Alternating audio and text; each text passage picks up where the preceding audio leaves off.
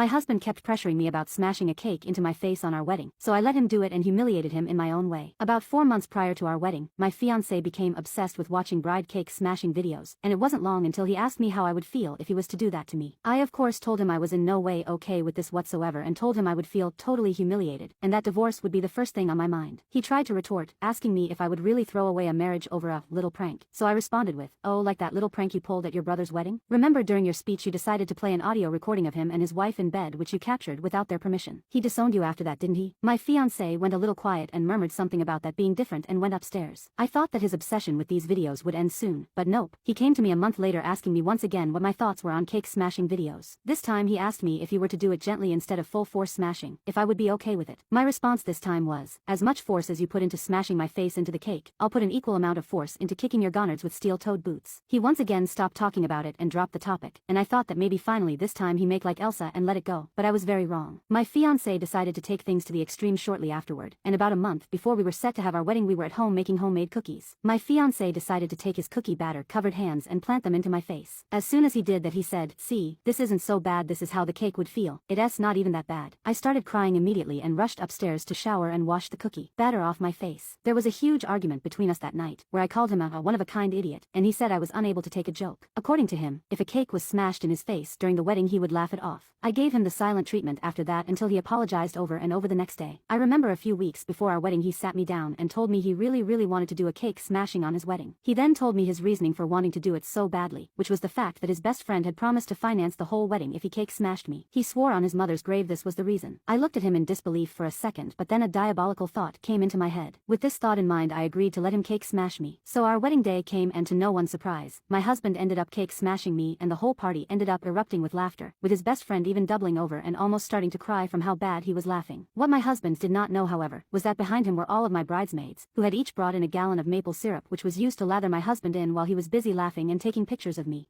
So directly after getting covered head to toe in 4 gallons of maple syrup, my husband started to flip out. Once he turned around to see my bridesmaids laughing at him and taking pictures of him, he yelled something incoherent for a second before storming away. The whole wedding venue kinda went silent and everyone was figuring if the marriage had ended as soon as it started, but you see this was far from the case. I told everyone to remain calm and please wait here, and I went to go look for my husband. I found him in the bathroom. I expected him to be sad, to be angry at me or explode at me, but instead he was laughing his absolute butt off. I walked in and asked him if he was okay, interrupting his fit of laughter. He replied that he is indeed okay and that I got him good. He says that he knew I was going to pull something myself as soon as I agreed to be cake smashed, but never in a million years did he think I would honor his culture and cover him in sweet Canadian goodness head to toe. We both began laughing, me with my face covered in cake and him dripping with maple syrup. I don't know why, but things got very hot and heavy really fast. I think there was something irresistible about the fact that this was our big day and it was so different from anything we had ever imagined, and due to this fact we managed to have a 2-minute quickie in the bathroom. In hindsight this was a huge mistake as it left my womanhood sticky with maple syrup and his manhood was covered in cake, but I digress. We didn't even bother to thoroughly clean out our parts and deemed it to be a later problem. We ended up coming back out to the party and informing everyone that we were okay. We hadn't even bothered to clean up yet, and we informed everyone that this wedding was not yet over as we had all the dancing left to do. And so my husband and I danced holding hands, covered in maple syrup and cake on our wedding day. We did have to stop halfway through a dance however because I started to get an unbelievably itch down there, but all was fine in the end after I did a thorough clean out.